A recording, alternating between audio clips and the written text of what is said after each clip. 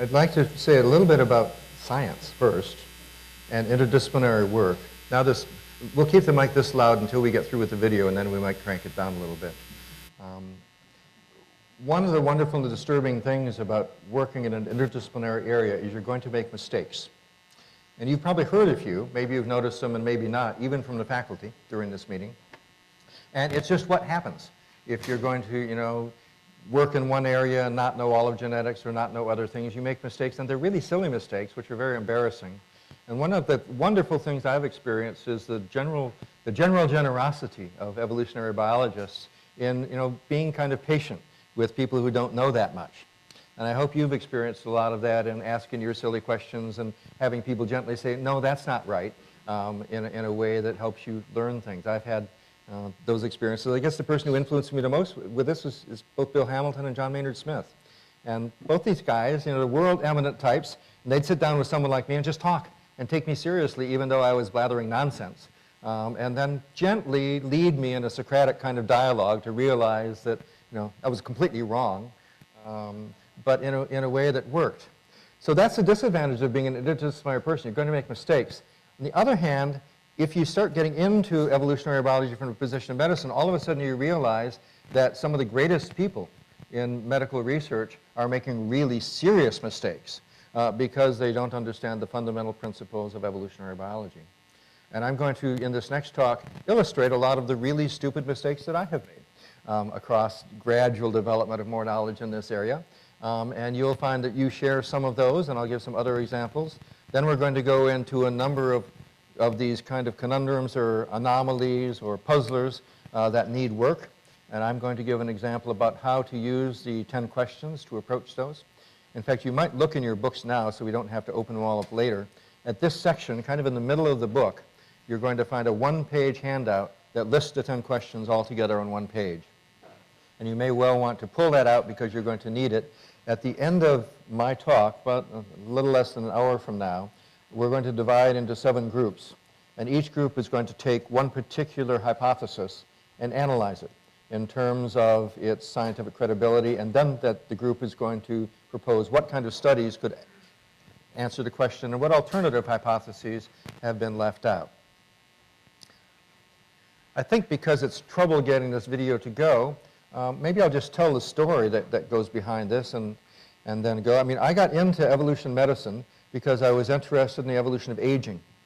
And I got interested in the evolution of aging as an undergraduate. I wrote a paper about how it was really sensible for natural selection to shape aging. And it made great sense to me because if all the organisms in a population lived forever, then there would never be any turnover, and the species could not adapt to changing environments. And therefore, it was useful for the species for some of them to die each generation so that they could turn over. And this was in 1967, shortly after the publication of Adaptation and Natural Selection, but no one at Carleton College knew about that. And I also had good reason to believe that there were adaptations that were good for the species. And I'm going to show you the film I saw on Walt Disney one night, and I think many of you saw the same one. Lemmings, jump into the fjord, it's said, at the end of winter. The food is getting scarce, and if they all keep eating, they're all going to eat every blade of grass, and the whole species is going to collapse. So it's necessary for some to off themselves so that they can maintain the species with some individuals alive. A 2003 article by the New York Times. And we'll see if we A can... lemming. Lemming is a little... somewhere in the back of my brain, I think I've heard that word, but I'm not exactly sure. I mean, I couldn't tell you if it was a little rodent, is it a little monkey? Kind of like the raccoons. It looks like a little furry chinchilla. They wore these blue jumpsuits. They had yellow skin and I think kind of like this green tufty hair. I'm very confused about lemmings. A lemming is, to my knowledge, is a bird, but... I don't know what to believe and what to not believe. In 1958, the Walt Disney Company released White Wilderness as part of their True Life Adventure series. That year, it also won the Academy Award for Best Documentary. By now, the lemmings have forgotten the original idea of food. They've become victims of an obsession, a tracks. Move on. Move on. Keep moving on. This is the last chance to turn back.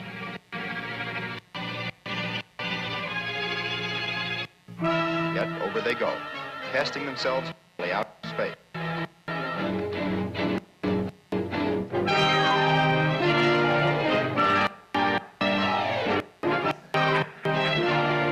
But lemmings do not willingly to the ocean, nor have to die. A 2003 article by the New York Times revealed that the Walt Disney Company recognized the lemming suicides were staged. Disney station? I didn't realize that. Yeah, I thought it was pretty believable. That offends me. I don't like that. That's really not documentary. They gave us that metaphor, though. They built it for us. In a sense, it's a service, you know. I mean, like I said, you know, there would be a lemming-shaped hole in the public discourse without lemmings. So the audio is slightly off there, but I think you get the point. We all watched this video showing evidence for lemmings jumping into the fjords. And that evidence was gathered by cinematographers who were intent on showing evidence to support the scientific theory that lemmings jumped into the fjords for the good of the group when food was scarce so that the species could survive. But it didn't come out till years later that the data was faked. In fact, the movie producers went to a small village nearby and bought all the brooms in a village and paid the Laplanders 1 penny per lemming that they trapped, let loose all the lemmings on the edge of the cliff, and swept the lemmings into the cliff, into the water, just off camera. You would never get away with it this day with rights to animals kind of thing, so we have to rely on this old data. You know, Darwin said there's no real harm in a wrong idea because wrong ideas are corrected by facts. But there's serious error with wrong facts. They're misrepresented because people believe them and follow them up. So this is the kind of serious error that comes when scientists or others try to just gather data to support their facts, even to the point of faking the data. But we don't need the connection anymore? Good. So why is this important to Randy's idea about senescence? Well, essentially my idea about senescence is one that argues that senescence is for the good of the group. It's necessary for the group to survive, to evolve more quickly. Get this up here.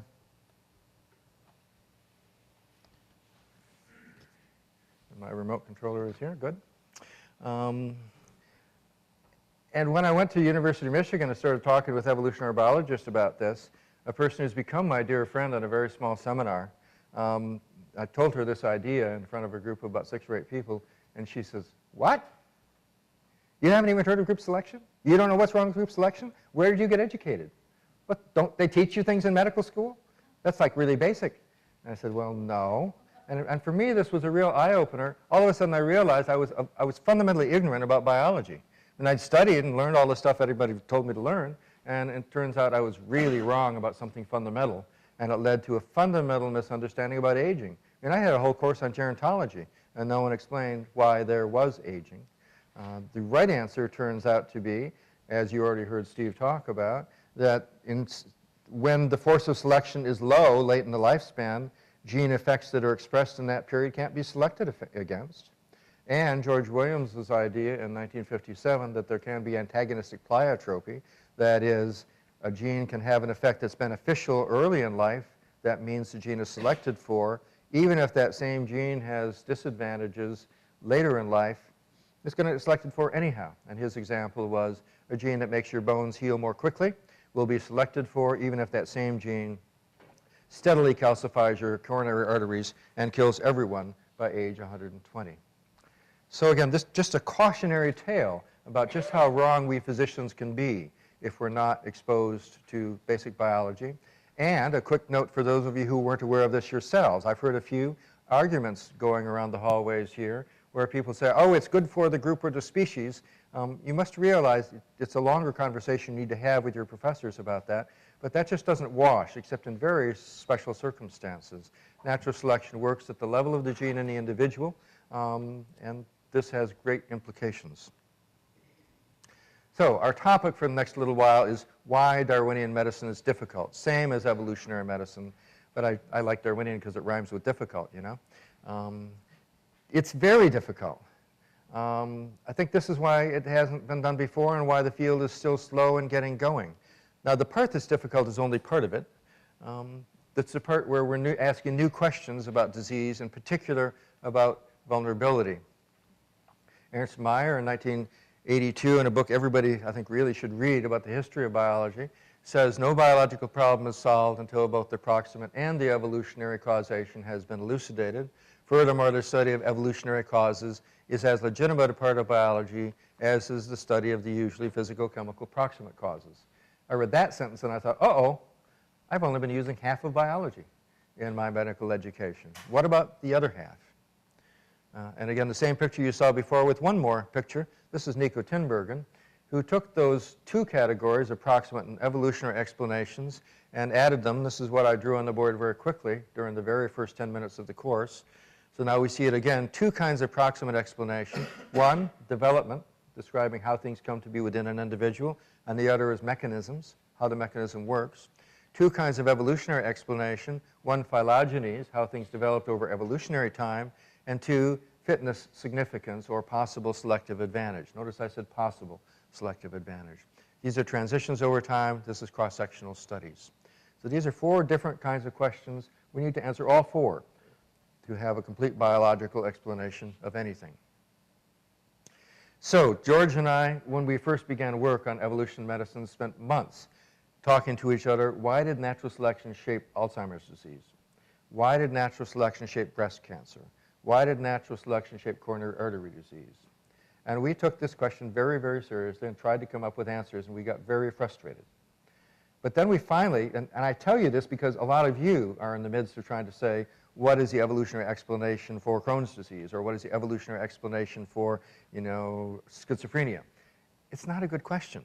It's a terrible question. Why? Because natural selection doesn't shape diseases. Natural selection shapes traits that make us vulnerable to diseases.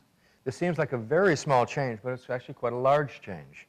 The right question is, why has natural selection left the body vulnerable? Terribly important to get the object of explanation right. And I find it takes weeks with my students to help them figure out what kind of things are shaped by natural selection, or I should say more carefully, are subject to the forces of evolution, because there are three other major forces of evolution other than natural selection, which might make us vulnerable to diseases. Same slide you saw before, and the 6 reasons that you saw before. And I'm just going to whiz through them again to remind you that these are the ones we've come up with. Peter has a slightly different list of these. That list seems very simple, but in teaching courses about this, I fiddled with it every single year for 5 years, and I went up to 19. 19 is way too many, and down to 3, and 3 is too few. And this 6 really seems to have caught on with a lot of people and proved very, very useful. These are not reasons for disease, they're reasons for traits that leave us vulnerable to disease. I'd also like to emphasize, since no one has done it so far, that the field has grown very nicely. George's original book, Adaptation, Natural Selection, Paul Ewald made an early. This is the big book Steve Stearns edited, which I think really put the field on a scientific foundation. One from an anthropological point of view by Wendell Trevathan. Most of you know about these. There's a second edition of this, a second edition of this, all from Oxford Press, which has kind of taken the lead in this area. Peter's new textbook is extremely valuable. There's a new book, Auf Deutsch, on evolution and medicine. So things are coming along nicely. A special issue of PNAS from a Sackler colloquium, which has had an enormous influence. So you would think that all of this means we're on good shape and on a high road and moving fast. But we're still at a stage where even sophisticated scientists find it really difficult to judge which evolutionary hypotheses along these lines are correct and which ones are incorrect. Here's a good example. An article was published in Medical Hypotheses a few years ago with lots of data suggesting an explanation for diabetes. And a newspaper editor from a very well-known newspaper called me up and said, Dr. Nesse, the evolutionary explanation for diabetes type 1 has been discovered. And I said, wow, that's cool, tell me. And the editor said, well, it turns out that there's lots of animals that use high levels of glucose to protect their tissues from freezing so that the ice crystals don't harm the cells. Fish do this, frogs do this, a lot of animals do this.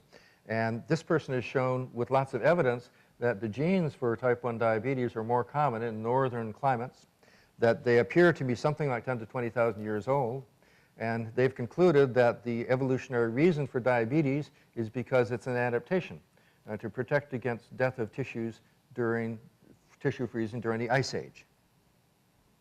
Interesting idea. My response was, are you kidding? You've got to be kidding me. You're not taking this seriously, are you? And she said, well, yes, we are. Some noted authorities have said this. I said, please, don't waste another minute on this. Call some really good evolutionary biologists before you spend another minute on this. And the editor said that, thank you very much, Dr. Nesse. Why do you think it's wrong? I said, because diabetes type 1 is an autoimmune disease. It only affects a few people. And if you get diabetes type 1 and don't have insulin, you're likely to die, which is really quite bad for your reproductive success. A few weeks later, I got a further note from the person saying, Dr. Nesse, we appreciate your expertise, but we've consulted with the 3 leading diabetes experts in the world. They all think that this is probably the correct explanation for diabetes type 1. And I said, I didn't say talk with diabetes experts. I said talk with evolutionary biologists.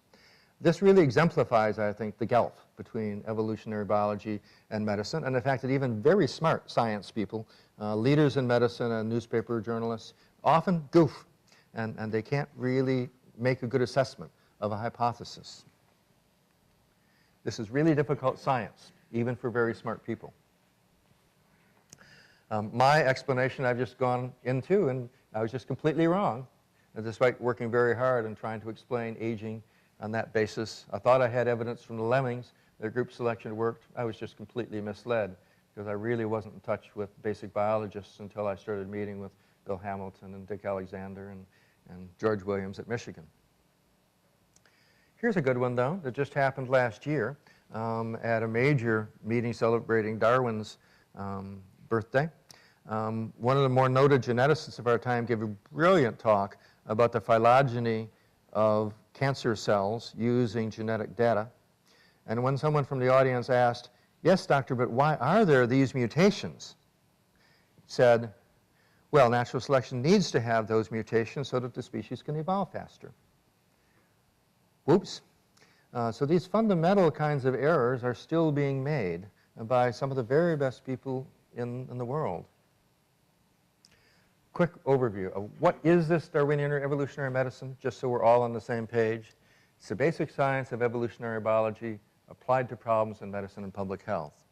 In exactly the same way that genetic medicine applies the basic science of genetics to problems in medicine and public health. It is not a method of practice. It's not radical. It's not opposed to ordinary medicine. It's just like biochemistry or genetics or physiology or anatomy, another basic science that hasn't yet been fully applied to problems in medicine. I'd also like to emphasize that this angle that George Williams and I have advocated is really only a small part of what has been a long-standing tradition of using evolution in medicine, much of which is hard but easier. Studies of infection in fast-evolving organisms are really well established. Lots of phylogenetic methods have been used, both genetically and to trace species, including our own. And of course, all genetics is really evolutionary genetics, although my Pop Gen friends tell me that they wish their friends had a more evolutionary background as they were doing their population genetics. So this thing we're doing now, this new questions, is only one small part. It's very important to recognize that there's a whole lot more to evolutionary approaches to medicine other than asking these questions about vulnerabilities. So now we come to today's question, why is this so difficult? A lot of it's ordinarily difficult. Phylogenetic methods, population genetics, and microbe evolution, they're technically difficult. They need mathematical methods. They need wonderful data. But the conceptual difficulties, I think, are more tractable. Asking why we're vulnerable creates another kind of problem. It's very difficult to formulate. What exactly are we trying to strain? What's the object of explanation? What kind of explanation are we proposing? What are all the possible answers instead of just one? And here's a tricky part. Often multiple answers can all be correct. I think Peter Ellison mentioned this in his talk as well. You don't have to just have one answer, and it's very hard for people to grasp the idea that there may be more than one thing that's contributing to the explanation for a trait. And finally, there's this business of methods. What methods do we have for actually testing evolutionary hypotheses? I'm going to skip through these again. You've seen them enough. Well, I had the reasons for putting that up, though. Here's just a sense of the different areas where we're working. There are these 6 different kinds of explanation that are available, maybe with some modifications if you like. They apply in 10 different areas because we're asking 2 different kinds of questions, phylogeny and functional significance, and there are 5 objects to be explained.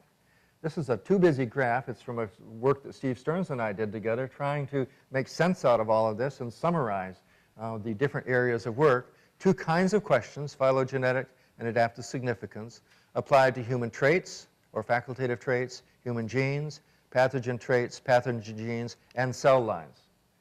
And it's very easy to get all muddled up about where you're working.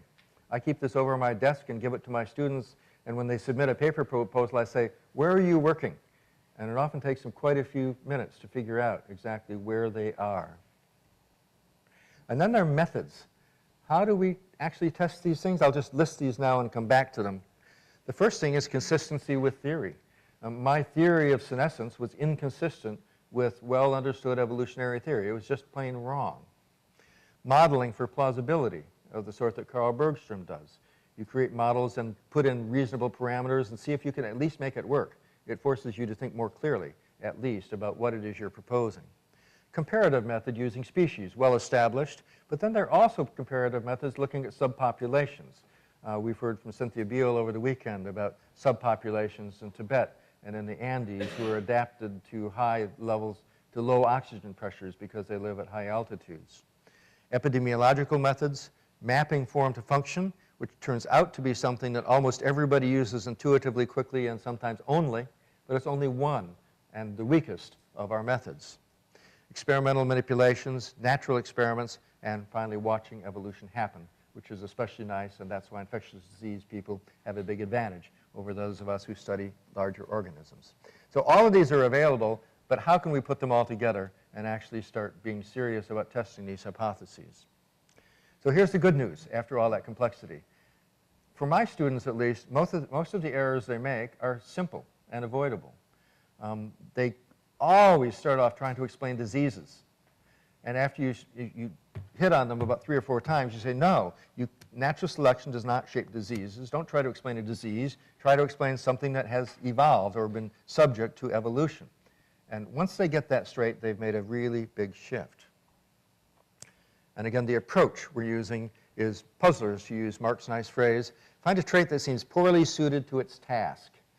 Explain why natural selection hasn't made it better. After a while in this area, you get a certain kind of glasses you put on, and everywhere you look in physiology and medicine, you see these things that just don't make sense. And they kind of jump out at you in 3D relief, and then you worry about them until you figure out what's going on. Like for me with fever. For 20 years, I thought, I know fever is an adaptation, but it can't work just by raising body temperature. There's got to be something else going on. By the way, I'm not confident that the explanation I gave you about heat shock proteins being the inevitable mediator between temperature changes as a signal that changes inflammatory state is correct, but it certainly is one that's better than what I had before.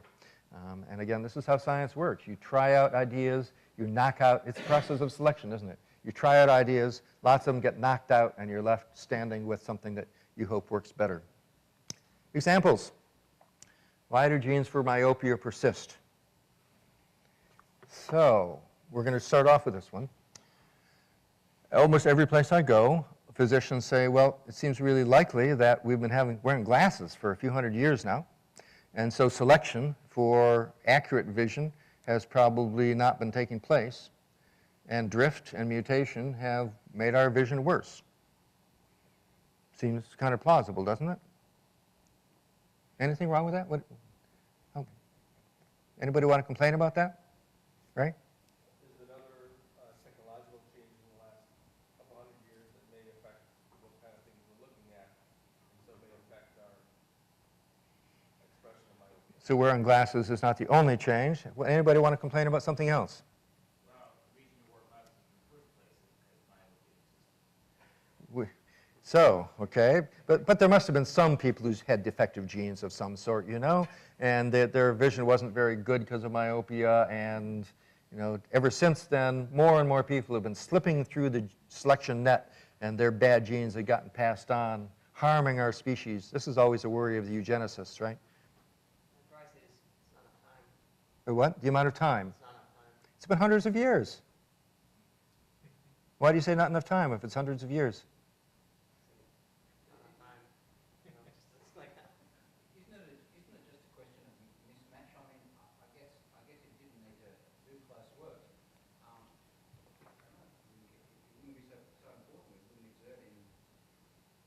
So we can say mismatch, but there has to be mismatch with something. I'm going to call somebody else. Myopia has no effect on reproductive success. So there's another hypothesis. Myopia has no effect on reproductive success. And whenever I watch one of those wonderful African movies where tigers or lions are roaming across the savannah, I always kind of put my glasses down like this and say, "Hello, kitty." And I don't know how bad your myopia is, but for those of us who have it, it's bad. You don't even get chosen for the baseball team. It's bad. Other ideas about this? Notice that there are lots of hypotheses that can be brought to bear on this, some of which work plausibly and others of which don't. And now what we need is data, figuring out what kind of data is going to answer these questions. I'll just address more specifically this idea that it could be because we've been wearing glasses and selection has been relieved. It's just not enough generations. Even if those of us who wear glasses have no fitness decrease, which is questionable, there are not enough generations for a drift to spread this deleterious allele across to 30% of the population. That would take a few thousand years, and probably more than that. And it is about 30%. I also haven't mentioned the heritability of myopia. The heritability is 0.8, maybe 0.9. 80–90% of the variation in who is nearsighted is accounted for by what genes you have. So it's a genetic disease, right? Right? I mean, it is. So we've got to explain these bad genes, right? Yes? Maybe the genes confer some other advantage. And in fact, this has been published. In fact, yes, a number of people have suggested that the genes that cause myopia are also correlated with high intelligence, because nearsighted people do tend to be more intelligent than others. But they also, I won't give away any. What other ideas do you have? This is fun, isn't it? 80–90%, I mean, is that really genes, or is that more that they're both generations but exposed to the same thing? Okay, it could be a cohort effect, he's saying. But it turns out that if you look at identical twins and non-identical twins, the identical twins, about 90% of them are concordant. They either are myopic or not myopic. And it's interesting, it's kind of an all or none thing. And the ones who are dizygotic twins, it's more like 50%. So it really appears that this is a strongly genetic trait. Now, again, you heard Peter Gluckman's lecture. He tried very hard to instill one big idea in you, and now we need it. What's that idea? What's that? Epigenesis. Epigenesis, yes, but more? Loud? Still can't hear. Reproductive fitness. So one issue is whether it influences your reproductive fitness or not. Gene-environment interaction. Are there good genes and bad genes? Normal genes and abnormal genes? No.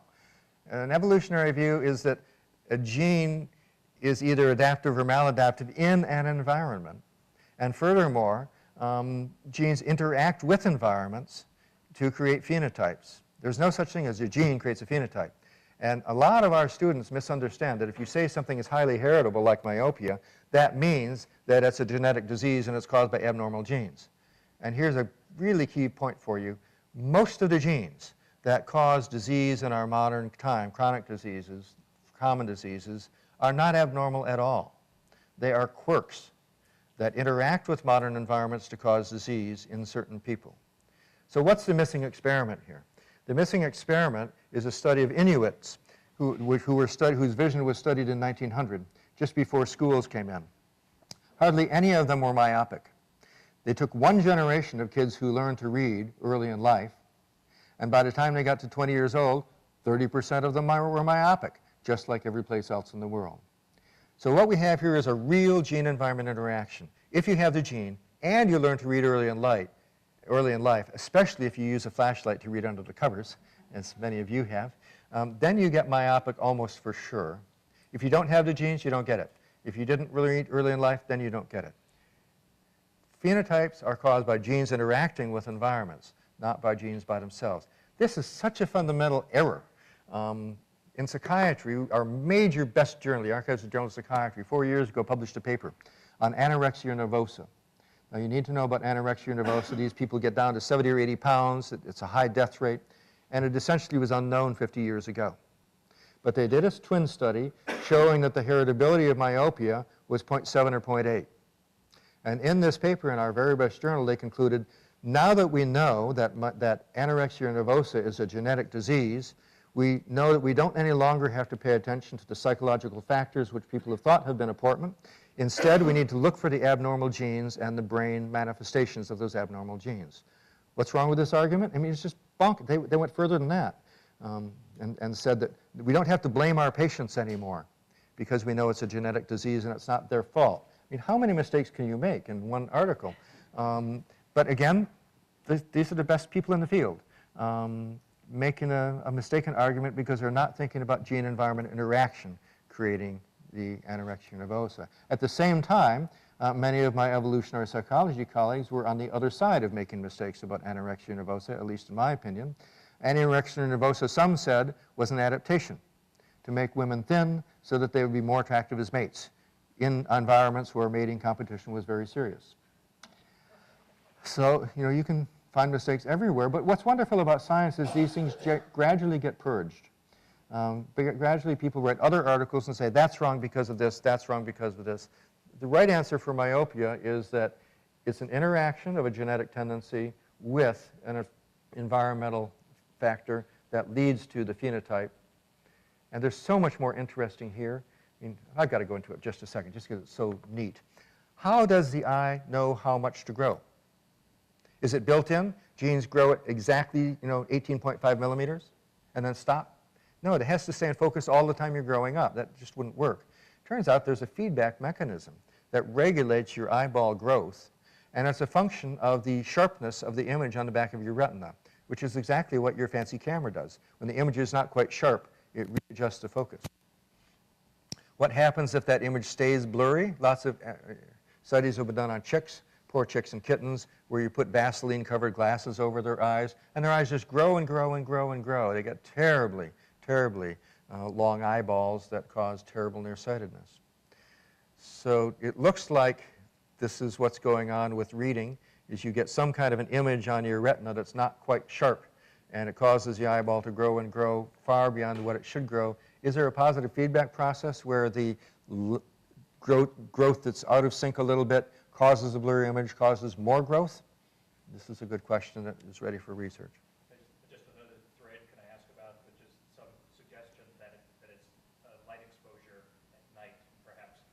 That may be the explanation rather than... So there are two other good hypotheses. Thank you so much for that, Mark, because I'm going on as if this is the answer, when the whole point of this lecture is that we have to list all the possible hypotheses, right? And another one is that light exposure at night has been correlated with myopia in epidemiological studies. Also correlated is exposure to a high-sugar diet. It looks like high-sugar diets are correlated as well. Peter?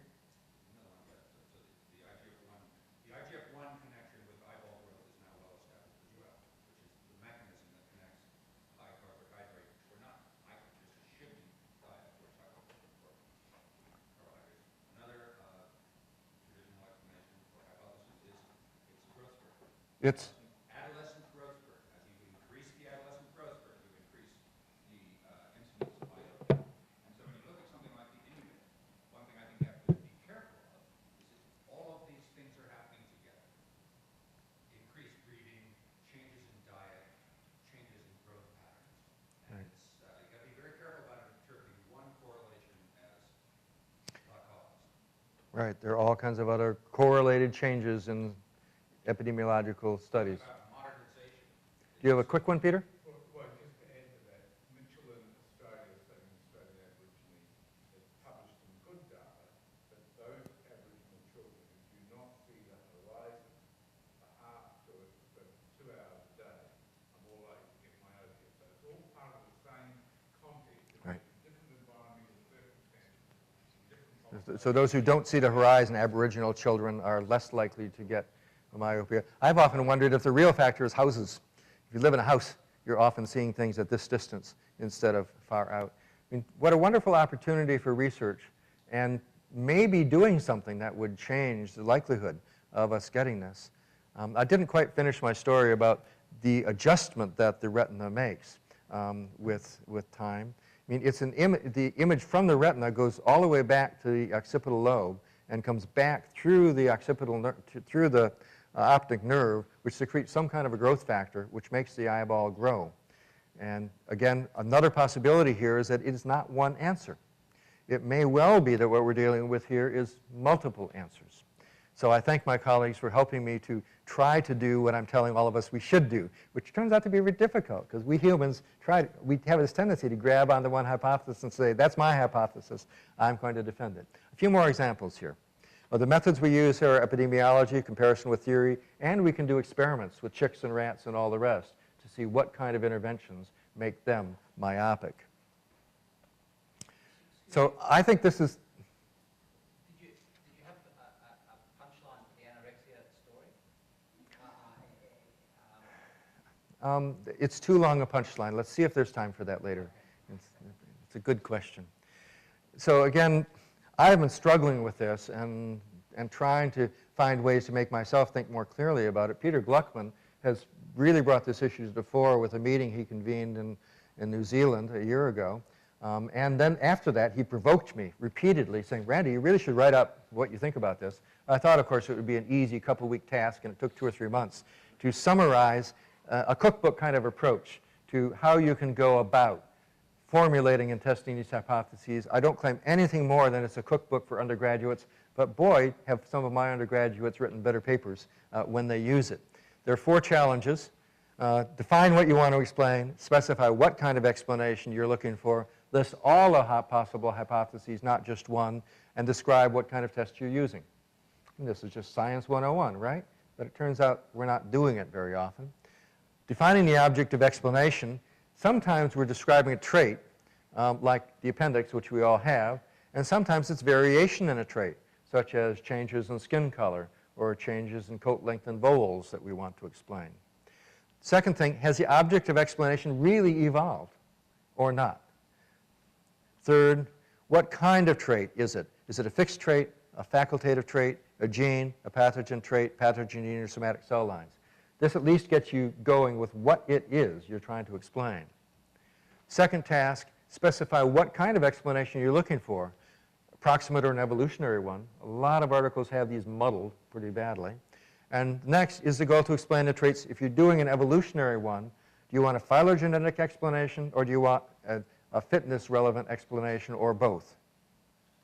Task 3 is list all the viable hypotheses, and hardly any articles do. Almost everyone lists their favorite hypothesis and all the evidence in favor, and why all the evidence against it isn't really very good evidence. And I don't think this is really different in this area from the rest of science. And this is something scientists really tend to do everywhere. It's a little easier here because it's harder to say what's true and what's false. Are there different vulnerabilities in different individuals? A lot of my work is on major depression in psychiatry. And it's very tempting to say it's genetic or it's because of this. But it's really clear from a clinical point of view that different people get depression for different reasons. Some because of drugs they're taking, some because of inflammation, some after surgery or a major medical event, some because of heritable factors, some because of bad early life experiences, some because of... Why do we assume it's always have to be the same thing? What categories do we apply? These 6 items. And then again, could multiple explanations be correct? Finally, we come to what methods we have available. The first one is it consistent with evolutionary theory? Modeling, comparative methods among species, among subgroups of a species, and among individuals who vary in a trait. Experimental methods.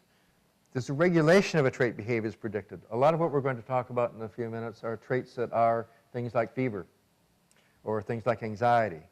For those things, if you see that the trait is regulated, and you can be confident that natural selection has shaped the regulation mechanism, then how that regulation mechanism works provides some evidence for what's going on.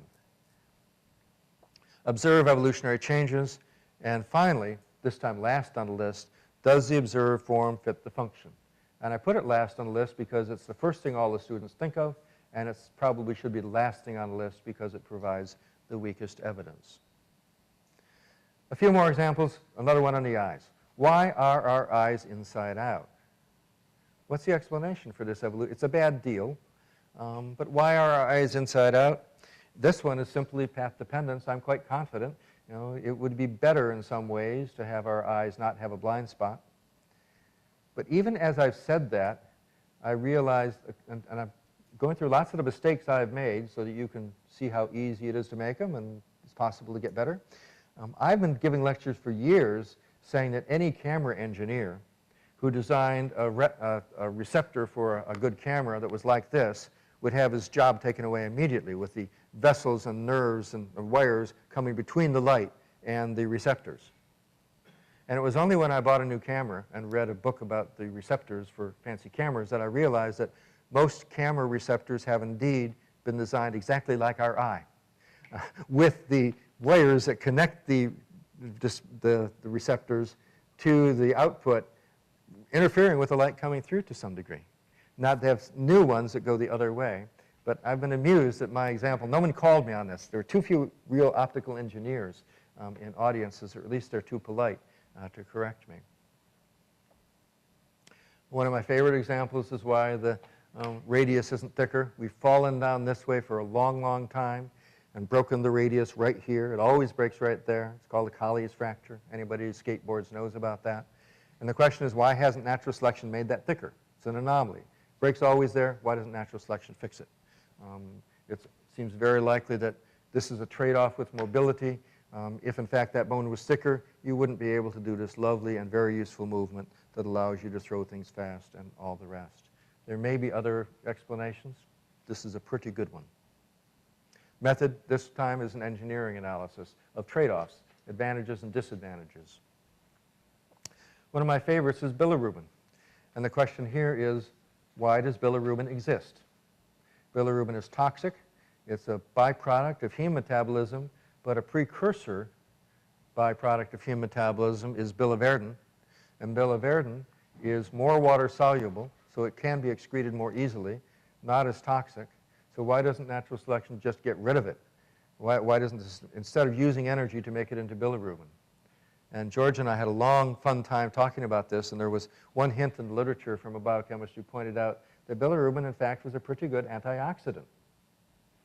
And especially for a long-lived species, it would be very important to have moderate levels of bilirubin. So how can you test this kind of a thing? Well, it turns out there are several kinds of tests that are available for this. The best is to do a knockout study. Saul Schneider and his colleagues at the psychiatry lab at Johns Hopkins looked at this cycle that goes from biliverdin through biliverdin reductase to bilirubin, and they knocked out the biliverdin reductase. What happened? The cells died very quickly from oxidative damage, because every time this cycle goes around, it wipes out a reactive oxygen species.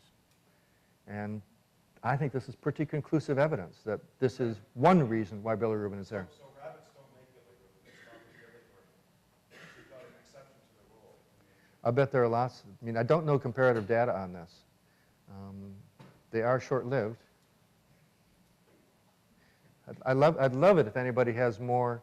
I mean, nobody's ever written a really full article about the phylogeny and evolutionary analysis of bilirubin that I know of. This is about the best. But this is further clinical data that can support the hypothesis. This is data on people's levels of serum bilirubin versus the likelihood that they've had a heart attack in a whole bunch of different studies. And it turns out that your heart attack rate is cut by about 1/2 if you have higher levels of bilirubin. Here's another one. Alzheimer's disease is a really, really common problem. And George and I spent really months trying to figure that out. And of course, it's especially tragic because this is what finally took him. And most of us will have Alzheimer's to some degree or another by the time we're in our 80s and 90s, if we live that long. Essentially, you find plaques and tangles, at least, in the vast majority of brains of people who are 100 years old. There was a very large trial that Lilly Pharmaceuticals did over the past 3 years looking at a drug that interfered with formation of beta amyloid. Beta amyloid is the stuff that collects on neurons, and people have thought that it's toxic and it kills them off. It turned out that when you take a drug that interferes with beta amyloid synthesis, patients go downhill faster with Alzheimer's disease. Very discouraging to the Alzheimer's community because we had pinned a lot on somehow getting rid of beta amyloid. Published at about the same time is this nice article by Socia showing that beta amyloid turns out to be quite a nice antimicrobial. I won't go into the exact meaning of these graphs, but they demonstrate, I mean, they literally ground up brains of Alzheimer's patients and non-Alzheimer's patients, and they use beta amyloid itself, and they found that beta amyloid is quite a nice antimicrobial for a number of different organisms. This doesn't lead you to conclude anything, but if you have your evolutionary thinking cap on, it leads you to think somewhat differently about what's going on with beta amyloid. Instead of just assuming this is a pathological byproduct, we should be getting rid of it, we try to think, why is it there? Is there infection there after all, even though we can't really find it? Is there some inflammatory process? Now this, again, what are the alternative explanations? There's several things we're trying to explain. Why is Alzheimer's so common? And of course, the very easy explanation is there's no selection operating to any consequence at those ages. But it's so common that we really should be asking questions about what trade-offs might be involved. Some people have suggested higher levels of brain function in people who are more vulnerable to Alzheimer's disease earlier in life. Very hard to confirm that kind of thing, but still very interesting. This, to me, doesn't suggest an answer, but it does suggest we should be looking to what regulates inflammatory processes and possible infectious roles for what's going on as we continue our search for finding a solution to Alzheimer's disease. And now we're getting to the work we're all going to do together. I'm going to divide us up into groups of about 6 or 7. This time you get to choose which group you go to, and this time you get to work with one faculty member. I'll ask faculty members just to kind of choose which one they want to do. I'm going to give you a problem to solve, a couple of hypotheses, some of which might be useful, some of which might be bonkers. And it's your job to come back to the group with a brief assessment of the hypotheses proposed, a list of some additional hypotheses, so we get in the habit of thinking about as many as we possibly can, and what kind of test or tests would be useful to rule something in or consider something else. Cystic fibrosis is a classic one. Let me see what else I have here. Yep. So cystic fibrosis is a classic one. It's the most frequent, potentially fatal recessive gene. Really more frequent than can be accounted for by mutation and drift, which has led a lot of people to suggest that, gosh, there must be some selective advantage. Maybe it's like malaria and sickle cell anemia. Maybe. There are 2 good studies on this, both in rats. One has looked at Salmonella typhi and found that people who are heterozygote for cystic fibrosis allele are more resistant to having Salmonella typhi penetrate the mucosa. The other is done with cholera toxin, showing that if you inject cholera toxin, the amount of diarrhea that a rat will have, maybe it was mice, is about half as much in those who are heterozygotes versus those who are normals.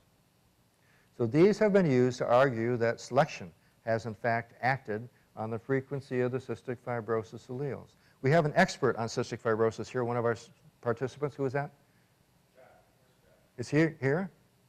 Oh, I was counting on him. One of our students in the course is a long-time MDI-Bell researcher who studies cystic fibrosis. We'll have to go it alone without him. Yeah. Yeah. We'll miss him then. Right. So I'm going to just list these, and then at the end, you're going to just divide into different parts of the room and go to work on them.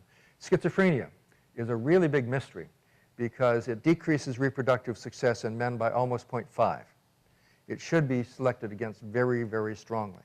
and yet its prevalence is about 1% across the world, and its heritability is somewhere in the neighborhood of 0.7, 0.8. It's really, really strong. Question is, why hasn't natural selection eliminated genes for schizophrenia? Here's one hypothesis that's been seriously published and debated. It is that people with schizophrenia are very likely to be recognized as shamans in their groups. And shamans are very likely to have opportunities to have sex with lots of women who are not their wives, increasing their reproductive success. Another possibility is that this had to do with the origins of the bicameral brain and language. And one of the very well-known psychiatric geneticists had written these long, convoluted papers about how the origins of language required that the brain split its functions between the right and left hemispheres.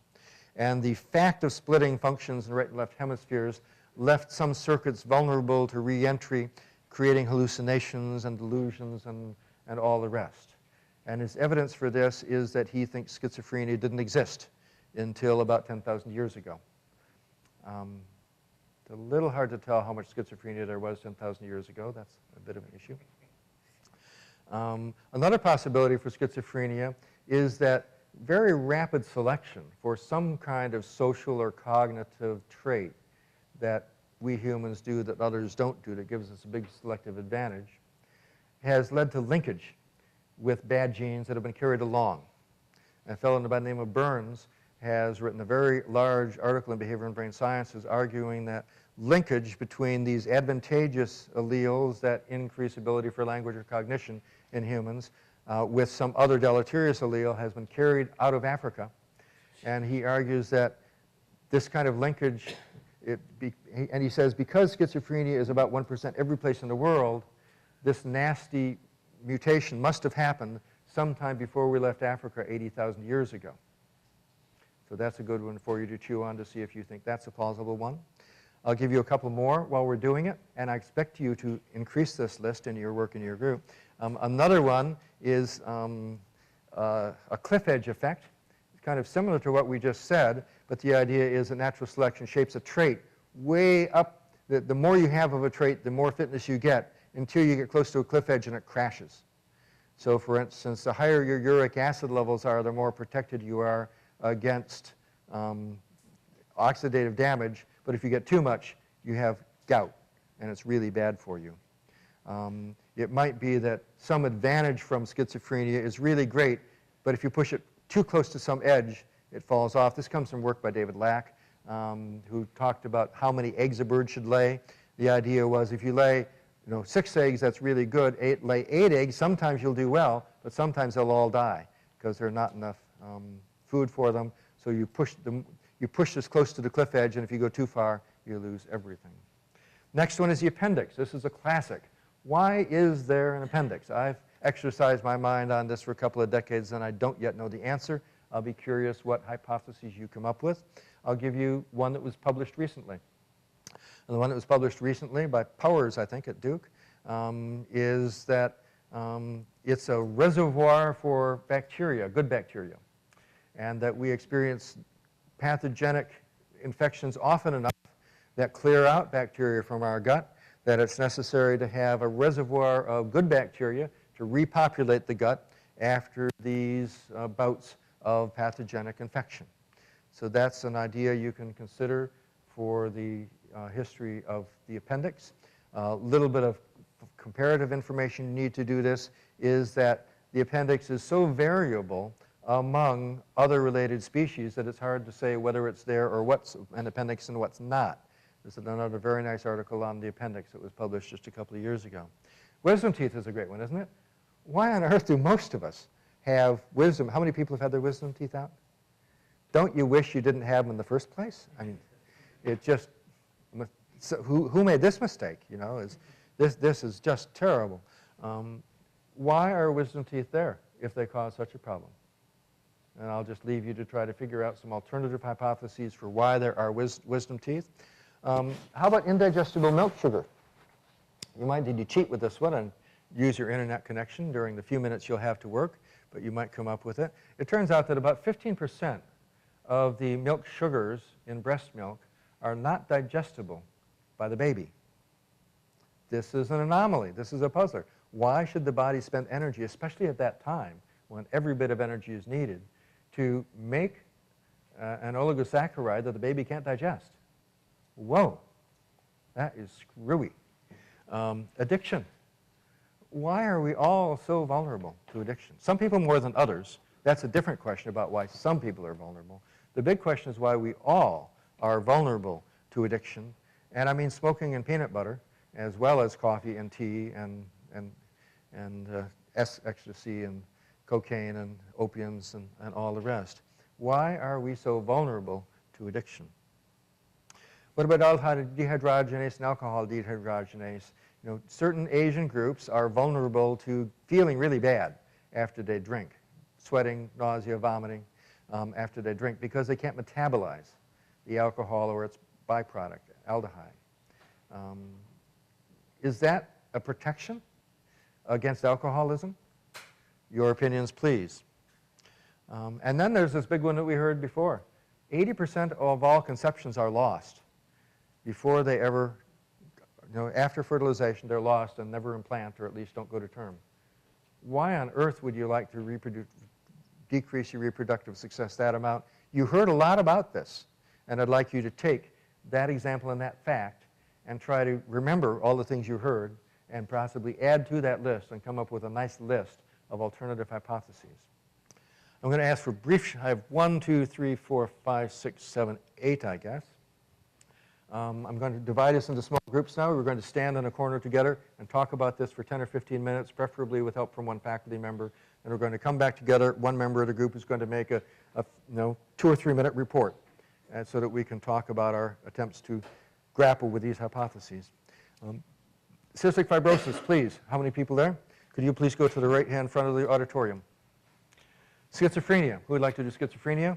Please go to the back exit sign. Those who want to do the appendix. There should be a narrow peninsula on the edge. Well, the appendix can go to that corner, please. Wisdom teeth. Oh, a couple of wisdom teeth, please. Wisdom.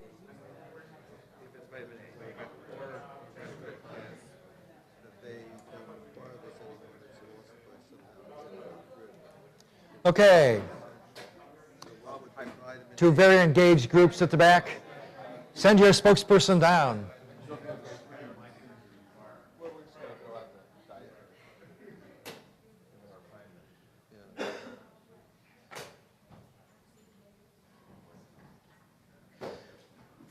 Okay. We are going to go to lunch at noon, which means that you will have the challenge that scientists always have of writing the first 3 sentences of an abstract, which is all anybody will read of your paper anyhow. So each spokesperson has the assignment of saying what it is they were curious about, what's the question, what they think of the hypotheses they heard, and what alternative hypotheses they came up with, a quick list, no more than a phrase or 1 sentence each, and if they came up with any new studies they'd like to see done, what are they? First group is? CF. I'm going to give you a microphone here. Well, this will be quick indeed. We just asked essentially why are we vulnerable to CF, and it's kind of the hypothesis out there in culture that there's a decreased susceptibility to GI illnesses because you're not going to have as much diarrhea because you're not going to secrete as much chloride. We really kind of just came up with a counter one that would be, I guess there's 2. Well, the other one would be like maybe there's if you have saltier skin, maybe you would have some kind of decreased bacterial infections. Another one would be just that the change in the chloride is actually not that much for heterozygotes, so maybe maybe there's no kind of advantage to being heterozygote at all, and maybe it's just like a founder effect, and maybe there's not a good explanation. So he said there's not a good explanation if it's a founder effect, but please note that that is an explanation. Drift founder effects are evolutionary explanations along with possible adaptive significance. And please also note that multiple combinations of these could be relevant. Good, thank you. Next. We had the appendix, and one hypothesis we came up with was that we're descended from species that ate mostly fruit and vegetables, and we've gone through a change, but there just hasn't been enough time for us to completely get rid of the appendix because we don't use it anymore. So it's a vestige. Right, a vestige. The next we came up with is that we can't get rid of it entirely because if the appendix gets too small, the bacteria in there are more likely to inflame the appendix. So therefore, appendicitis actually selects for us having some vestige of an appendix, even though we don't seem to use it very much. So the selection force maintaining the appendix is appendicitis. I love that one. Yeah, that's fine. The next is that the lymphoid tissue that's present in the appendix might confer some sort of advantage, particularly early in life, which is why we get appendicitis in the teens and 20s, et cetera. And the next is that it just might be the mismatch, maybe what we eat today introduce different types of bacteria into our gut, which leads to problems that we wouldn't have had before. And your assessment of the published study suggesting it's a reservoir for good bacteria to repopulate the gut after the gut is cleared? No particular assessment of that one. We didn't talk about that, no. Okay, thank you. We had schizophrenia. I don't think we got to the end of I'll let you hang on to this. Okay. I don't think we got to the end of our task, but we came up with some ideas, some of which you mentioned, Randy. One of them is well, the trait we were interested in was a vulnerability to psychosis.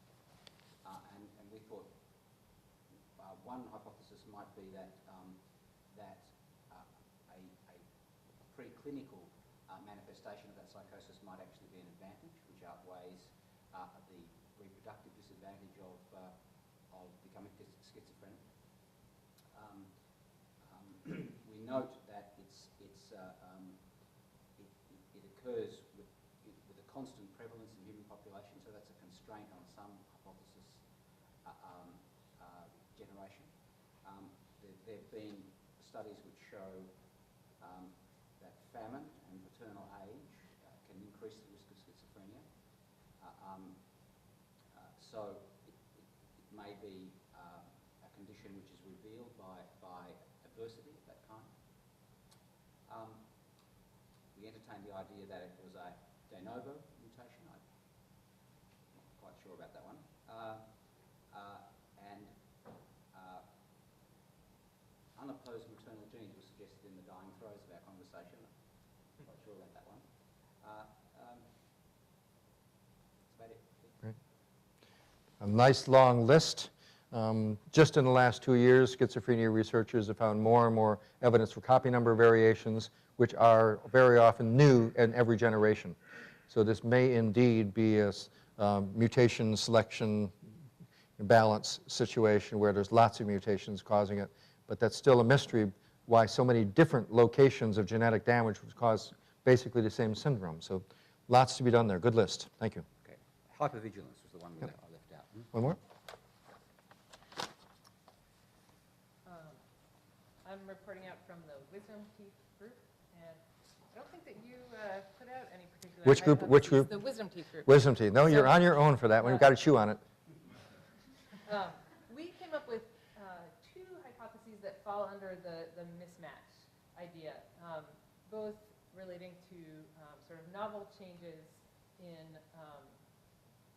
either what humans are eating or in oral hygiene, and those changes not matching with this problem. I guess the problem we were considering was why are humans vulnerable to problems with impaction, et cetera. So one mismatch hypothesis was looking at sort of plasticity in jaw development, thinking that a more raw foods diet leads to a greater jaw length that would leave more room for wisdom teeth.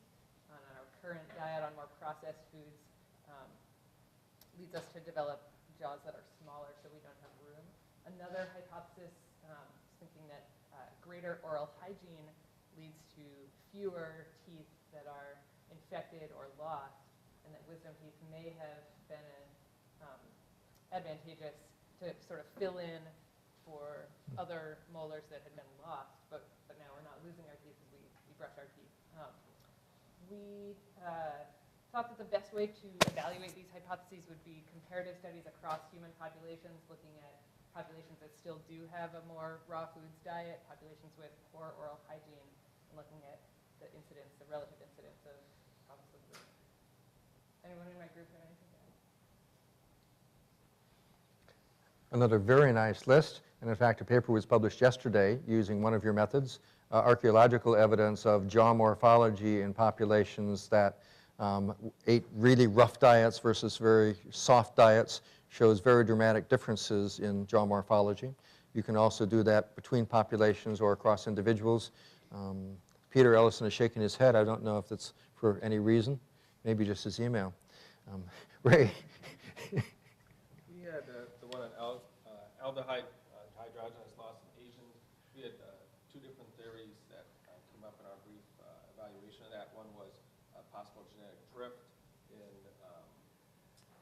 use of alcohol to purify water sources and things in Europe, and less use of that and more sources of fresh water in the far eastern areas. The other one had to do with the function of aldehyde dehydrogenase, which is to process retinoids, which can be toxic in high amounts. And one of our theories possible is that in certain populations, the dietary input of the retinoids wasn't very high, and therefore you really wouldn't want to get rid of it and not have this as active, and therefore lead to more vitamin A depletion.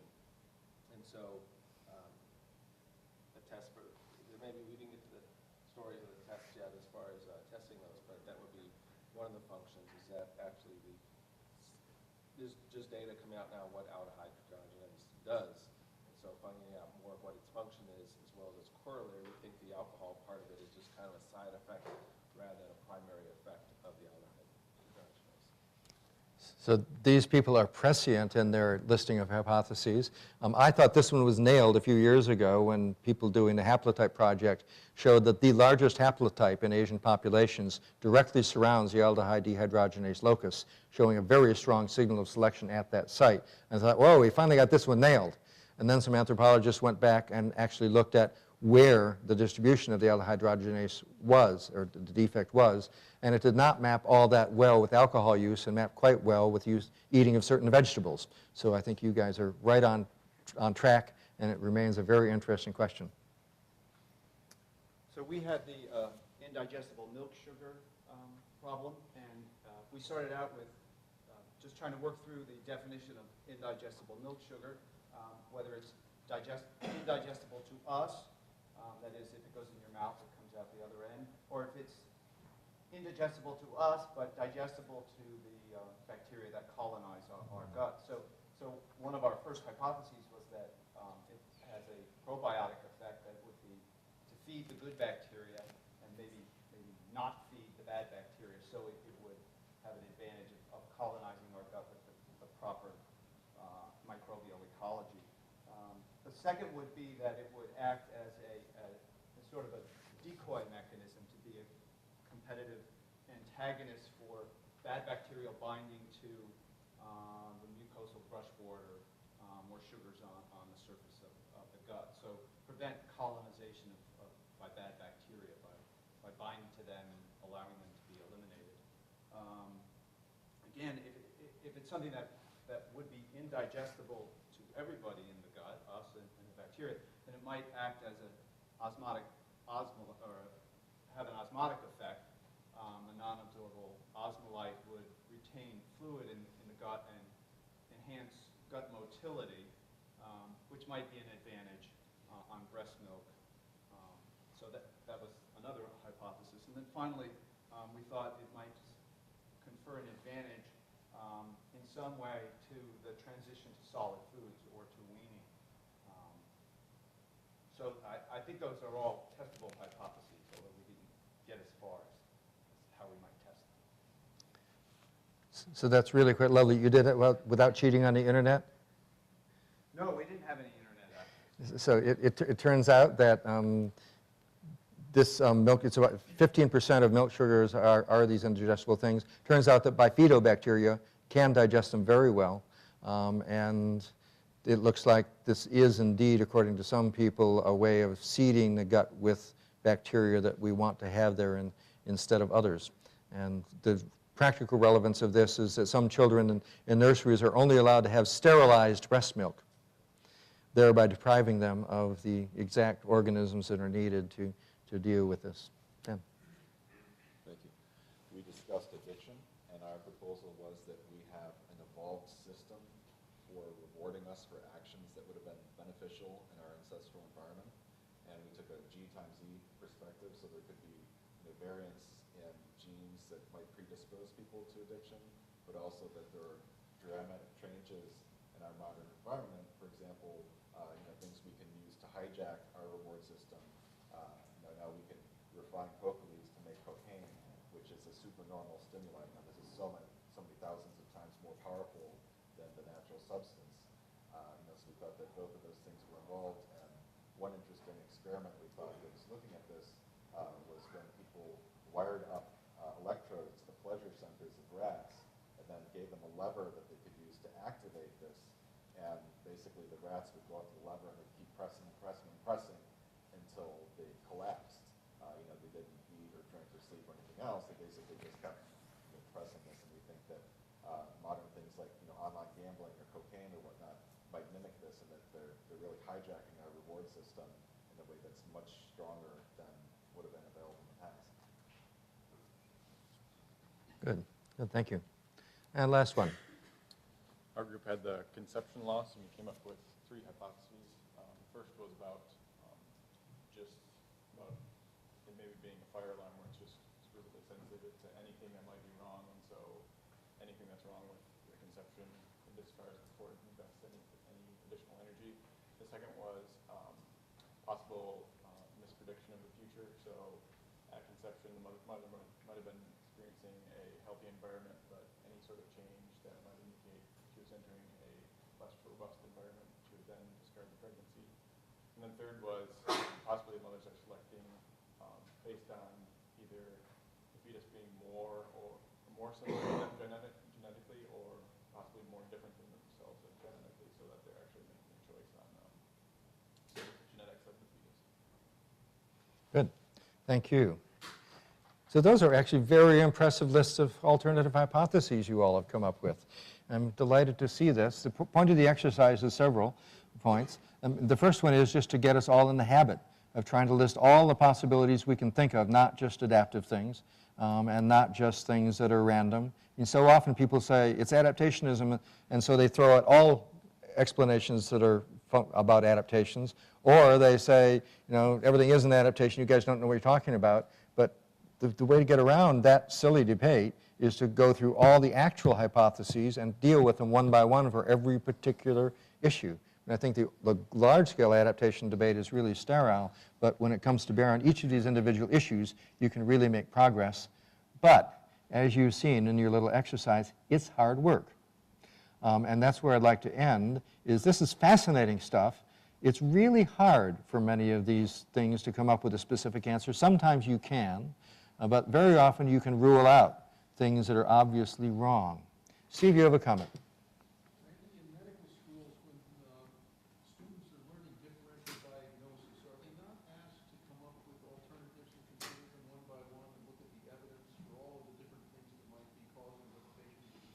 Very good point and a good way of teaching this, Steve. Medical students are taught to make a differential diagnosis and not just to jump to one conclusion.